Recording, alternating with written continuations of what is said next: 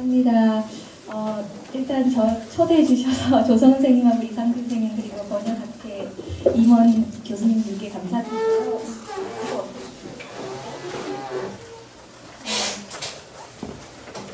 이 딸려나 있는데 이거만 들어주셔야 될 것 같은데요. 시간이 사실 이 강연 준비하면서 되게 부담이 많이 됐어요. 왜냐하면 그 번역 전문가이신 분들 앞에서 통번역 많이 하신 분들 앞에서 또 번역 이야기를 하는 게 저도 물론 이제 수업에서 영문학 수업하면서 항상 번역 이야기를 하지만 그래도 조성 선생님께서 이제 초대해 주셔서 준비하면서 제가 그동안 고민해 오는 이제 주요 문제들에 대해서 조금 더 깊이 있게 생각을 해본 것 같아요.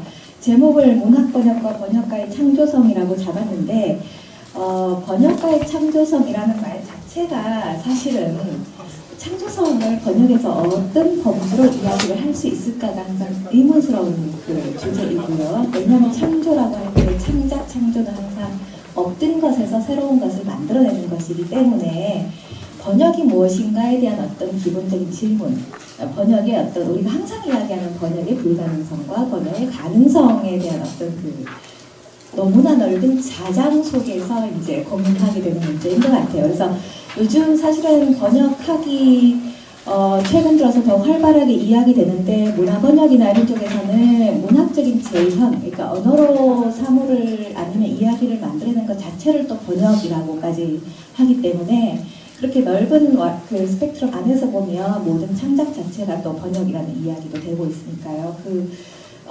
어떤 번역의 시작 지점, 원본을 다시 다른 언어로 만들어내는 더딥히는 과정에서 어떤 그 만들어진 두 언어 사이의 어떤 그 교접, 관계 안에서 이제 상당히 고민스러운 지점인 것 같아요. 그래서 저도 시를 사실은 쓰는데요. 번역을 하게 된 게 미국에서 그 시 수업을 들으면서, 현대시 수업을 들으면서 선생님께서 한국의 현대시가 어떤 게 있느냐라고 말씀하셨는데 도서관에 달려갔더니 현대시 그 한국시 코너에 한 5권도 안 돼 있더라고요. 그것도 한 70년대 아주 낡은 시들이 꽂혀 있어서 제가 이제 충격을 받고 그 당시에 이상부터 시작해서 몇몇 중요한 어떤 근대 시인들을 소개하면서 70년대까지 하면서 이제 번역을 하게 돼서 지도 교수님께서 적극 추천을 해주셔서 이성복 시집 그때 이제 할 때가 제 처음 시작이었는데요.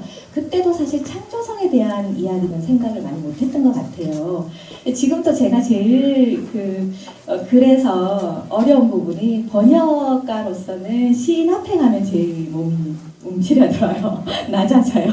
그게 이제 이 경우에서 보여질 텐데 제가 앞에 한 질문 같은 경우는 사실은 뭐 다 읽으실 필요 없고 제가 이제 이야기를 통해서 풀어나갈 건데 일단은 창조성을 이야기할 때도 제가 가지고 있는 가장 낮은 우선은 번역가가 원본에서 출발해서 새로운 걸 쓰는 존재이기 때문에 베냐님이 말한 어떤 애프터라이프, 후생을 사는 존재 그 의미, 그러니까 가령 재현되는 모든 것이 번역이다, 심지어 뭐 창작이나 문학적 재현조차도 번역이다라고 하는 그 넓은 스펙트럼까지는 포함하지 않고 있고요. 두 언어 사이를 가로지르는 여기 보면 carried across에서 라틴어 어원 그 본뜻을 고수하는 차원에서 이야기를 하고 있고요.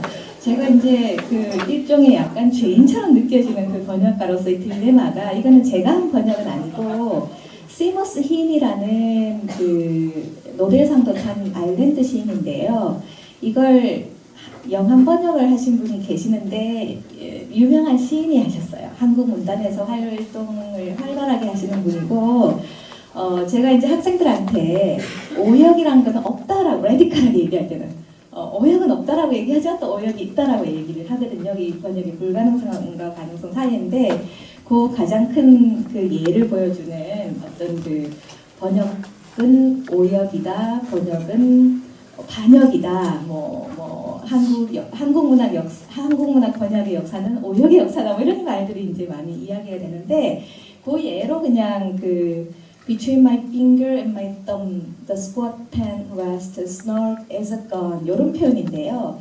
제가 이제 학생들한테 명백하게 오역이 없다라고 이야기하는 이유는 snark이라는 단어 안에 품고 있는 많은 가능성들, 많은 어떤 그 가능성 안에서 사실은 이제 그 선택을 해야 되는데 어쩔 수 없는 운명인 것 같아. 하나를 선택해야만 되는. 가령 이 스낵이라는 원문을 볼 때는 그 아늑한 딱 맞는 뭐 이런 여러 가지 의미를 다 포함하는 것인데 권총이 아늑할 수는 없잖아요. 권총은 그 사람을 죽이는 도구이고, 그래서 이 한자로 권총처럼 아늑하게라는 게 사실은 이게 이제 딱 맞는 이 총구에 내 손가락이 딱 맞는 그 표현이 더 맞을 것 같은데, 이것도 질문거리로 여전히 이제 유효한 문제이고, 마지막에 이 시인의 디깅이라는 시의 마지막에 이제 건 표현을 빌어서 나는 내 펜으로 이제 I'll dig with my pen 이렇게 나는 땅을 파는데 그 파는 게 이제 역사를 파는 것일 텐데 펜으로 파겠다라고 해서 건이 펜으로 대체되는 이제 그 전환이 나와요. 그리고 이제 아일랜드 역사에 대한 여러 가지 단추를 이야기하는데 그때 이 질문, 가령 이제 이 시인 같은 경우도 영문학 전공해서 하는데 이제 제가 수업 시간에 항상 번역을 가장 즐겁게 배울 수 있는 텍스트로서 이제 이 그 시집 번역본을 이야기를 하거든요. 그래서 그 제가 이제 첫 페이지의 번역에 대해서 항상 하는 질문, 사전적 의미의 어떤 정의를 우리가 실제 번역에서 어떻게 응용할 것인가라는 질문을 할 때 샤피로 같은 경우 I see translation as attempt to produce a text so transparent that it does not seem to be translated.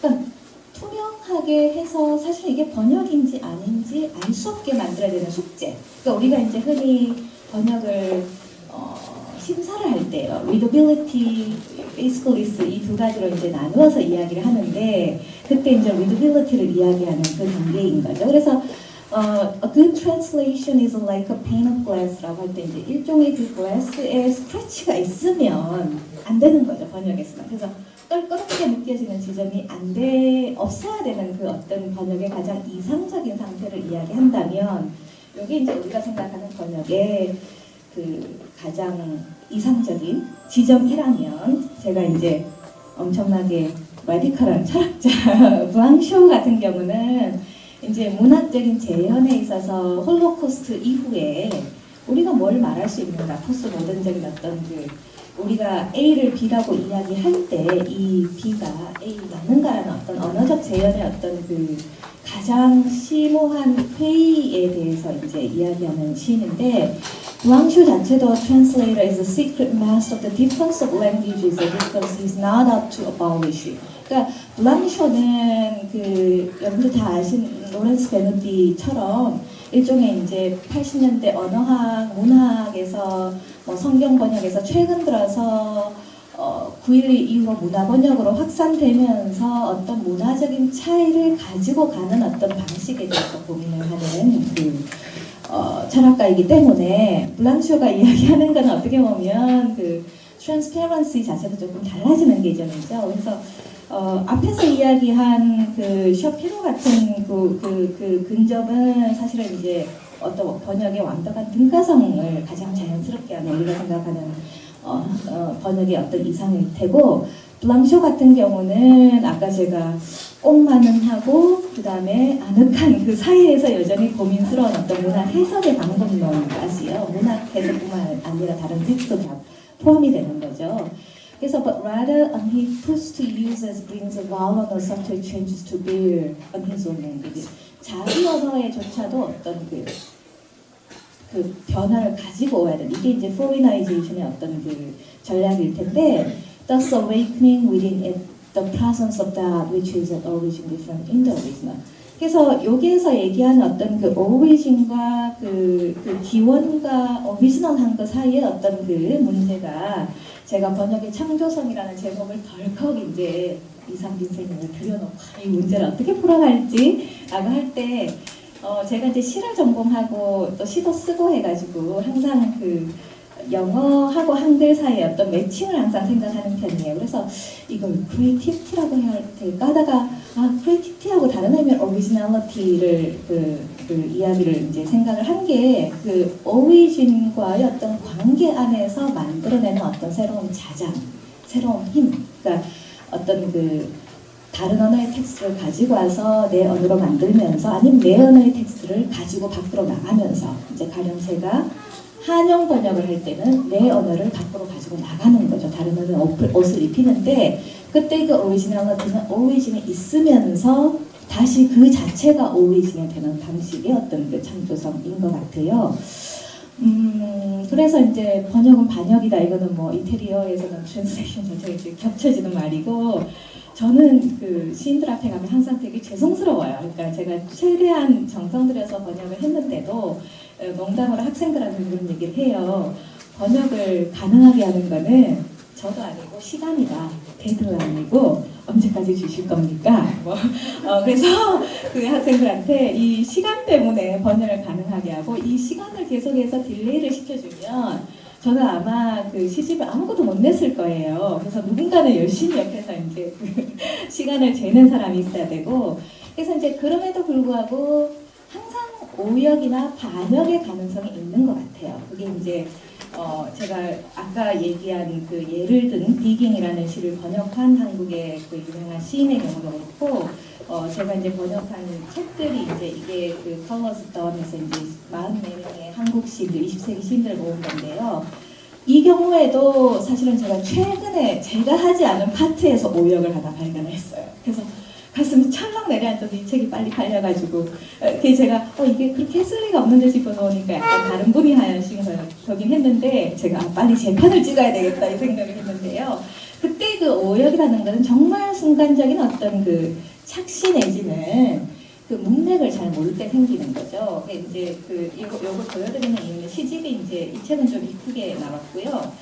그 다음에 여기에 이제 그 2005년도에 그 제가 대상에서 근데 이게 출판되기까지 12년이 걸렸어요. 이게 번역은 한 2년 만에 마쳤는데 미국에서 이제 그 시인들이 생각하는 어떤 그 한국시 어떤 기준에서 이성복 시인의 시가 너무 약간의 그 섹슈얼리티를 드러내는 방식이 조금 약간 수상쩍고 불편했던 거예요. 그래서 이 시집은 제가 한 게 아니고 김경주 시인이라는 젊은 시인의 시집인데 좀 컬러풀하게 나오고요. 요거는 이제 제가 애정을 특별히 가지고 있는 신보선 시인의 이제 요거 작년에 나온 그 번역인데 이거는 제가 표지도 마음에 들고 한데 안에 또 프린팅이 되게 좀 이상하게 됐어요. 그래서 제가 처음에 이제 번역을 할 때는 번역만 하면 되는 줄 알았는데 번역을 해서 세계 시장 안에 번역만 하고 뭐 제 서랍에 에밀리 디킨슨처럼 시를 이렇게 서랍에 넣어놓고 세상을 떠난 뒤에 발견되거나 지금 그런 상황이 아니기 때문에 하고 보니까 작품을 읽고 번역하는 것은 정말 어떤 상황의 반이고요.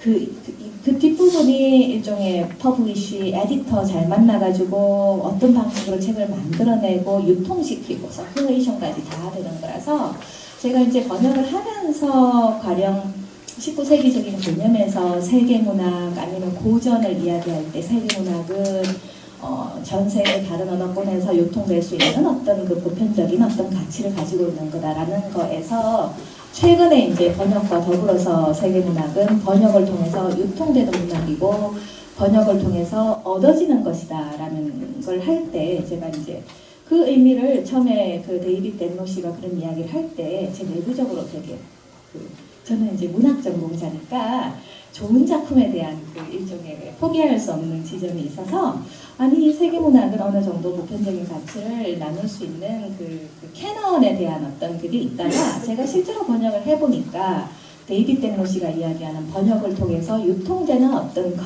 그래서 What is lost? 잃어버리는 것도 있지만 What is gained? 얻어지는 것에 대한 얻어지는 것을 통해서 남는 게 번역이다. 여기에 대한 이제 조금 더 어떻게 보면 이제 한 발 더 제가 이제 프로그레시브하게 나간 거죠. 그래서 번역가로서 제가 이제 오늘 이제 조성님 저를 불러주신 것도 이제 번역의 어떤 그 실제적인 경험을 같이 이야기를 해보라고 하신 주문이실 텐데.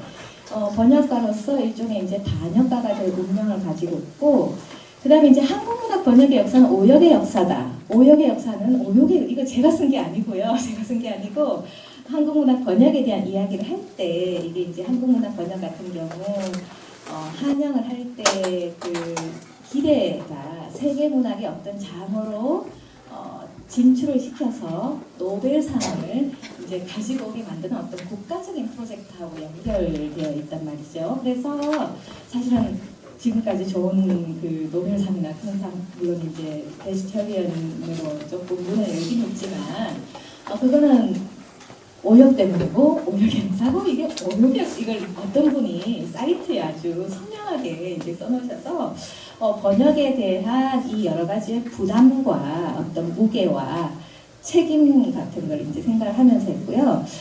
이제 여기에서 드는 샘플은 제가 이제 그래서 번역가가 말하는 제가 이제 이 주제를 이야기할 때 그 창조성은 우리가 통상 말하는 어떤 그 시인이 백지에서 시를 쓸 때 아니면 어쨌든 없던 것에서 새로운 것을 만들어내는, 물론 그 없던 것도 뭐 리얼리티라든가 이미지네이션이나 어떤 것의 어떤 그 상호작용을 통해서 가능하지만, 그래서 다른 것이어야 하고 제가 아까 오역의 어떤 예 같은 경우는 제가 아까 그 비깅 한글로 그냥 넘어가고요. 다른 뭐 그냥 말로 얘기를 들면 다른 자리에서 얘기한 건데, 가령 내 상을 입었다라고 하는 표현에서 my prize로 번역을 한다든가, 이런 약간 우리가 독자로서 보기에 어떻게 이런 실수가 가능하지 하는데, 그 번역도 두 명의 공역자가 나름대로 공을 들인 번역이었거든요. 그래서 이제 그런 표현들이 자기도 모르게 벌어지고 발생할 때는 번역가는 정말 이제 오욕의 어떤 그 자리에 처해지는 거죠. 제가 이제 백석시를 가지고 온 이유는, 내가 이렇게 외면하고, 이거는 그냥 오늘 시가 너무 좋아서요. 이 기회를 빌어서 내가 이렇게 외면하고 거리를 걸어가는 것은 잠풍 날씨가 너무나 좋은 탓이고, 가난한 동무가 새 구두를 신고 지나간 탓이고, 언제나 꽃같은 넥타이를 메고 고운 사람을 사랑하는 탓이다. 내가 이렇게 외면하고 거리를 걸어가는 것은 또 내 많지 못한 월급이 얼마나 고마운 탓이고, 이렇게 젊은 나이로 코미 수염도 길러보는 탓이고, 그리고 오늘 가난한 집 부엌으로 달제 생선을 진장에 꼿꼿이 지진 것은 맛도 있다는 말이 자꾸 들려오는 탓이다. 백석시 중에서 그다지 덜 알려진 시예요. 이걸 저보고 번역하러 하시면 저 못합니다라고 할 텐데, 제가 이걸 왜 가지고 오냐면, 백석시, 김소월 씨 이제 진달래꽃 조금 이따가 말씀을 드릴 텐데 얘기하지만, 사실은 김소월 씨보다 백석시가 더 어려운 것 같아요. 그 한국시의 번역 불가능성을 가장 이제 그 얘기해 주는 건데, 저는 일단 당장 이 시를 읽었을 때 잠풍 날씨가 뭐지? 이런 질문. 이거는 이제 세대적인 문화적인 차이죠. 그 백석 시인이 평안도 출신이라 이게 잔잔한 바람이라는 뜻이래요. 그 다음에 밑에 가난한 집 부엌으로 달제 생선을 진장에 꼿꼿이 진, 달제 생선이 뭐지? 뭐 이런 여러 가지 질문들을 현대적인 어떤 언어로 풀어내기가 너무 어렵고, 그래서 저는 이제 실제 번역을 하는 단계에서는 번역 불가능한 작품이 있다. 그래서 어떤 의미에서 아까 데이비드 댄슨 씨가 세계문학을 이야기할 때 세계문학의 장으로 내놓을 수 있는 작품이 있고, 세계문학의 장으로 조금 내놓기가 어려워지는 그런 한계를 항상 생각을 하는 편이거든요. 그래서 사실은 이제 저도 번역 작품을 선정할 때요. 번역 작품을 선정할 때 제가 일단은 1차적으로 제일 좋아하는, 그러니까 시를 딱 읽었을 때 너무너무 좋아서, 제가 처음에 이성복 시집을 입이 없는 것들, 이제 Mouthful Things라는 걸로 이제 번역이 돼서 출판된 시집을 선택했을 때 너무 좋아서 선택했어요. 너무 좋아서 이 좋은 느낌을 독자들한테 알릴 수 있는 방법이 없을까? 그 다음에 신보선 시인의 슬픔이 없는 15초도 너무 좋은 거예요. 청년들이 많이 좋아하는 시인데, 그래서 이제 출판을 하고 났더니 이제 그다음 속죄가 누가 읽어줄 것인가라는 게 있죠. 근데 그 가능성을 이제 저는 이제 실제 문학 비평의 장에서 이제 활동을 하니까, 이게 코리안 리터처 나오면서 이제 한국문학 번역원에서 나온 책인데요. 이걸 이제 비평을 한 친구가 영미시 현대시 전공자예요. 그렇기 때문에 어떤 감수성이나 어떤 미국 시인들과 어떤 연관성이라든가 어떤 동시대성 안에서 평가를 했더라고요. 완전히 그냥 그러니까 이 리뷰어는 이걸 한국시에서 번역된 걸로 읽는다는 생각을 하지 않고요. 그냥 영어로 된 시를 읽는다라는 그런 기준으로 이야기를 했더라고요. 그래서 받아들여지는 방식이 되풀이되는 말이지만 데이빗 댄모시가 what is gained, what is lost 있지만 what is 얻어지는 것을 통해서 이제 걸러져 나오는 어떤 그 잉여적인 어떤 느낌. 그래서 다른 문학과의 어떤 그 대화나 같이 이야기를 나눌 수 있는 가능성 같은 걸 조금 확인할 수 있는 계기여서 이제 이걸 조금 번역하시는 분들한테 영한 번역도 많지만 사실은 한영 번역도 저만 하더라도 한국어가 모국어고 영어는 세컨 랭귀지로 배웠고 영어에 대한 두려움이나 그 어려움이 한국어에 대한 두려움도 있고요. 제가 이제 시를 쓸 때는 영어로 주로 많이 쓰는데 그 이유가 한국어로 쓸 때 그 자의식이 너무 견디기 힘들어지는 지점이 있더라고요. 그래서 저는 통번역가 분들은 대개 다 두 개 언어에 능숙하신 분들인데 두 언어 모두의 앞에 섰을 때의 어떤 긴장감이나 그 친숙한 만큼이나 그 긴장감을 얼마나 효과적으로 그 플레이를 하는가가 좋은 통역과 좋은 번역을 만든다는 생각을 하거든요. 그래서 시집을 만드는 과정이나 이성복 마우스레스 띵즈 만드는 이 커버는요, 편집자가 되게 우수한 편집자예요. 그러니까 시를 읽고 본인이 직접 너무너무 좋아서 선택하는 어떤 펀딩을 받아가지고 기계적으로 하기 위해서 하는 편집자가 아니거든요. 근데 이 커버는 제가 이거 보고 이 어떻게 사진을 이렇게 적나라하게 뭐 이렇게 해서 이제 저하고는 조금 안 맞았는데 전통적으로 시인의 얼굴을 이렇게 가지고 오거든요. 그래서 이런 식의 어떤 그 퍼블리케이션으로 가는 과정 자체가 우리나라에 생각하는 어떤 그 시 번역의 아이디어라는 어떤 지점보다 훨씬 실제적으로 이제 머슬링을 해야 되는 지점이 많은 것 같아요. 그래서 제가 그 번역가의 창조성을 이야기할 때는 결국은 번역에 있어서 누가 언어를 소유하는가라는 질문을 항상 하면서 하는 것 같아요. 그래서 누가 쓰는가? 가령 이제 영한 번역, 한영 번역이 다 이제 포함이 되는 건데요.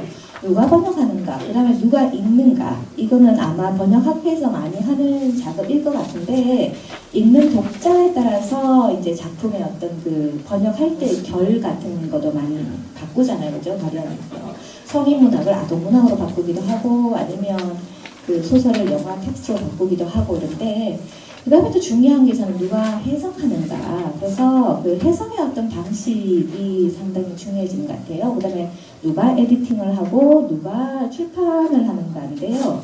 그래서 그 번역에 있어서 주체 문제가 제가 이것도 이제 전통적으로 창작자는 항상 그 시인이 이렇게 세계에 보이지 않는 입법자로 설 수 있는 것도 어떤 싱귤러리티잖아요. 독자적으로 뭔가를 만들어낼 수 있는. 보통 우리가 시인이라고 할 때 생각하는 이미지가 밤늦게 머리 쥐어뜯으면서 이렇게 막 쓰는 거고 저도 가끔 시를 쓸 때는 제 기억에 가장 생생한 기억은 고등학교 3학년 때 바닷가에서 밤을 새운 적이 그런 식의 어떤 그 고독한 일종의 이제 그 이미지, 낭만적인 이미지인데 번역은 좀 다른 작업인 것 같아요. 번역은 그 콜렉티비티가 되게 중요해지는 작업인 것 같아요. 이걸 왜 확인을 하냐면 이제 다들 아실 뭐 데브라 스미스 번역의 문제라든가 좋은 점, 단점을 이야기할 때 아까 이야기한 어떤 그 내상의 마이 프라이즈를 옮기는 그런 식의 실수는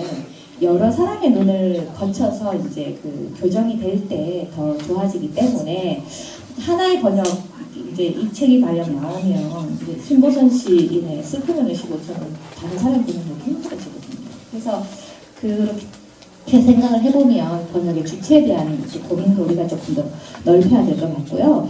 그 다음에 이제 독자 입장이라든가 번역가의 어떤 위치, 가령 한국어, 영어 사이의 그런 갈등도 그렇고요. 오너십이나 서큘레이션, 번역의 윤리 문제가 이제 제가 번역가의 창조성을 이야기할 때 그 제가 마지노선으로 생각했던 부분이고요. 그래서 플레저리즘이나 어떤 크리에이티비티, 오리지널리티, 프리덤 이야기도 마찬가지죠. 번역의 자유가 어디까지 있느냐라는 게 번역의 크리에이티비티를 어디까지 보장해 줄 것인가의 질문이고요.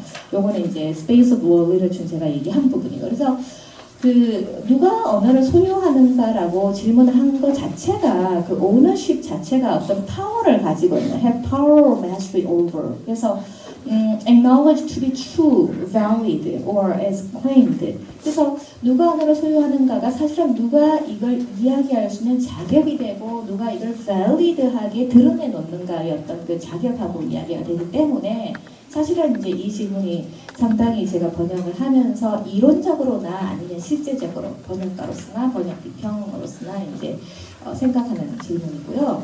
예이츠 이제 그 다들 아실 요 뭐냐면 김억이라는 우리나라 최초의 그 번역 시집을 낸 오네의 무도에서 예이츠 하늘의 옷감이 이야기가 되는데 요 시가 상당히 아름다운 시고 사랑시예요. 이제 내가 가난해서 꿈속에서나마 당신의 발 아래 이 옷감을 깔아드리겠다라는 그런 시인데 그 사뿐히 지려받고 가시옵소서. 이것도 이제 여러 가지 버전이 있는데요. 그대의 발 아래 내 꿈을 펴노니 나의 생각 가득한 꿈을 뭐 가득히 밟고 옛날 그 일종의 워딩이라서 그래서 요거를 이제 제가 이제 한국어 그 영어본을 다시 옛날 글씨 그대로 가지고 왔는데요. 이게 왜 제가 아까 번역과 관련된 창조성과 관련된 어떤 그 플레저어 리듬 오리지널리티를 가지고 왔냐면 김서울의 시를 이야기할 때 그 가장 번역을 불가하게 만드는 지점이 사뿐히 절에 갈 거예요. 근데 이것도 사실은 처음에 그 개벽지에 나왔을 때는 고희나 지려밟고 가시옵소서가 그 다음에 이제 사뿐히 절여밟고로 바뀌었고요.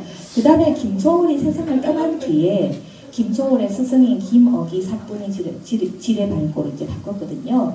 그래서 이 역사를 생각해 볼 때 이제 최근에는 김소월의 시가 예이츠 씨의 그 표절이다 이런 얘기를 또 왕왕 그냥 자연스럽게 해요. 근데 저는 이제 개작 과정을 보면서 그건 표절을 볼 수 없고 김억 시인이 창조적으로 번역한 걸 그리고 이제 사뿐히 절여밟고는 지뢰밟고가 이렇게 탁탁 이렇게 무겁게 박는 건데 그것도 김억 시인이 김소월 시를 편집하는 과정에서도 조금 달라지는 거죠. 고기나 지뢰밟고는 가뿐하게 박는 거니까요. 그래서 그 원작 자체의 어떤 그 에디팅의 역사를 같이 봐야지 된다라는 생각을 했고요. 요거는 이제 사실 그래서 김소월 씨 우리가 이제 흔히 제가 이제 2005년도에 이제 박사학위 받고 이제 와서 은사님께 저 박사학위 받은 것보다 이성복 씨를 번역하게 되게 너무 좋아가지고 선생님 저 이제 이성복 씨 번역할 거예요 이랬더니 시를 전공하시는 은사님께서 김소월의 진달래 꼭 번역할 수 있나 이러시더니 시를 어떻게 번역한다고 그래 이러셨어요.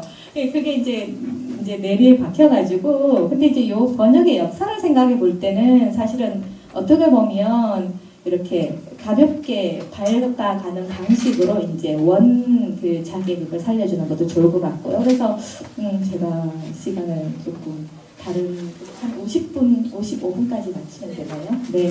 그래서 요 다른 버전을 비교를 하려고 가지고 왔는데 제가 생각하기에 제일 좋은 번역은 가장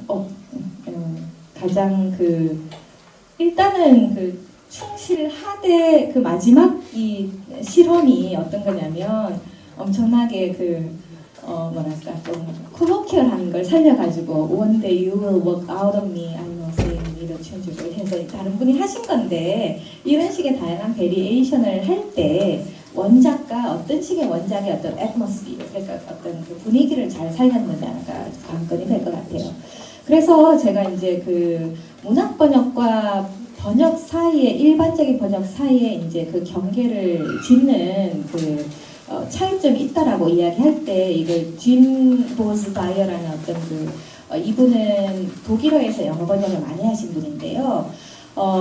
비문학 번역은 뭔가를 어떤 타겟 소스 텍스트에서 똑같이 묘사하는 걸 formal resemblance가 중요해지지 않는 방식인데 특히 문학 번역, 이 중에서 시번역 같은 경우는 formal feature나 stylistic effects가 중요하고 이 stylistic effects 자체가 시를 어떻게 읽어내는가에 어떤 그 영향을 준다라고 이야기해서 선을 긋거든요. 그래서 사실 이게 가장 핵심이에요. 오늘 강의의 가장 핵심인데 이 짐보스 바이어가 이제 비교를 하는 게 뭐냐면 폴 첼런이라는 아우슈비츠에서 살아남은 그 시인이 있는데 제가 독일어를 이전공으로 했는데 하도 오래전에 해서 요걸 2-11번 같은 경우 가장 그 일종의 리트러시 레벨에서 가장 평등한 sullen angry, 이것도 폴 첼런이 만든 말이에요. 스턴트 같은 경우도 star를 동사로 만드는 거라고 하더라고요.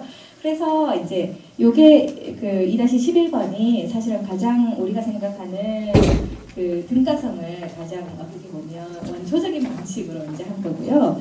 2-12가 햄버그라는 이제 번역가가 이제 한 건데 sullen angry를 풀어서 and a body that raises for sullen stars를 지역했고 짐보스 바이어가 이야기를 하기를 요거를 이제 그 앞뒤 맥락을 훑어가지고 동사를 stars라고 할지 아니면 이제 다른 어떤 폼을 그 변형을 시킬지를 해볼 때 그 앞에 어떤 그 문맥이 그때 이후로 뭐뭐 할 것이다라고 해가지고 이제 그 시의 전체적인 그 윤곽을 보고 The sullen angry will star 해가지고 이제 빛날 거다라는 말로. 그래서 이때 sullen angry라는 말은 사실은 그 말을 할 수 없는 어떤 분노, 말을 할 수 없는 분노를 체현하는 어떤 그 몸의 문제. 그러니까 어떻게 보면 억눌러지는 거죠. 말을 할 수 없는 분노는 이제 아우슈비츠 이후 서정시는 불가능하다라고 하는 어떤 그 극심한 공포와 어떤 그 고통의 경험을 어떻게 치렀을 것인지라고 할 때 그 블랭크로 남는 어떤 경험하고 관계가 되기 때문에 그래서 2-12번보다는 이제 저도 2-13번의 번역이 Sullen Angry를 그대로 이제 약간 날 것으로 보여주는 어떤 게 더 좋을 것 같고 그 다음에 요걸 이제 어떤 방식으로 다시 해석을 할지는 어떻게 보면 독자의 문제죠. 이게 조금 더 열린 번역이 되겠죠. 그래서 그 동사의 어떤 폼 같은 경우는 will star로 이제 그 하는 게 좋을 것 같아서요. 이게 짐보스 바이스가 그 고민을 하면서 이제 내놓은 이런 사례들이 시번역을 할 때 결국 창조성이란 게 원작의 다양한 의미 가능성을 또 열어놓는. 그래서 영어로도 어떻게 보면 sullen angry라는 말은 없는 거죠. 그렇다고 sullen anger라고 하지도 않고요. 같이 이제 형용사적으로 이렇게 그 복합어를 만들어서 했기 때문에 번역에서 이야기한 특히 이제 시번역 문학 번역에서 말하는 창조성은 여전히 다른 언어로 바뀌었을 때에도 그 해석의 가능성을 열어놓는 창조성이 아닐까 이런 그 생각을 했고요. 그 다음에 이제 허공의 내력 김선호 이걸 가지고 오고 제가 이제 영어로 바뀌고 해서 이제 이게 마지막 장인데요. 요거를 이제 얘기한 거는 이제 허공의 내력을 번역해서 이게 이 시집에 실려 있는 건데 제가 실험적으로 이번에 이제 지난 3월달에 시카고 대학의 동아시아 센터에 초대를 받아서 이걸 수업에서 한번 읽어봤었어요. 근데 그 수업의 구성원이 15명 정도였는데 한국인이 2명이 있었고요. 그 다음에 다 뭐 아프리칸 아메리칸 여러 다양한 인종들 뭐 있었는데 그 제가 이제 이 시를 선택한 거는 허공이라는 어떤 개념이 가지고 있는 약간의 동양적인 어떤 이미지와 그 다음에 여기 이제 깻잎 따는 얘기가 나오거든요. 깻잎을 서둘러 완전 딴다라고 할 때 그 깻잎이 가지고 있는 문화적인 이질성 같은 걸 이제 어떻게 소화할 것인가의 질문을 하기 위해서 했는데 요게 의외로 이제 상당히 학생들이 잘 한국어를 전형으로 한 학생들이 잘 읽어내서 어떻게 보면 제가 번역에 대한 추동력을 얻은 거고요. 마지막에 이제 제가 그 문화교수 장으로서 이제 문학 번역 남은 질문들을 할 때 번역이야말로 문화적인 형향성이 가장 큰 그 영역인 거잖아요. 영어에서 다른 언어를 할 때 도차가 텍스트가 다 이제 어떻게 보면 그 영어로 흡수되기도 하지만 동시에 영어로 쓰여진 게 각국의 어떤 다른 언어로 이제 만들어지는 거잖아요. 그래서 그 인바운드 트랜슬레이션, 아웃바운드 트랜슬레이션을 조금은 지금까지는 사실은 이제 문학 번역의 장에서도 영한 번역을 많이 했지만 한영 번역도 훨씬 더 레디컬하게 많이 하고 그 창조성의 어떤 그 경계와 가능성을 같이 이제 더듬으면서 조금 다음 세대에서는 훨씬 더 많이 그 아웃바운드 트랜슬레이션을 조금 더 많이 할 수 있지 않을까라는 기대감 내지는 이제 질문을 가지고 요걸 마지막으로 한번 숙제처럼 던지고요. 예, 강의를 끝내겠습니다. 잘 들어주셔서 감사합니다.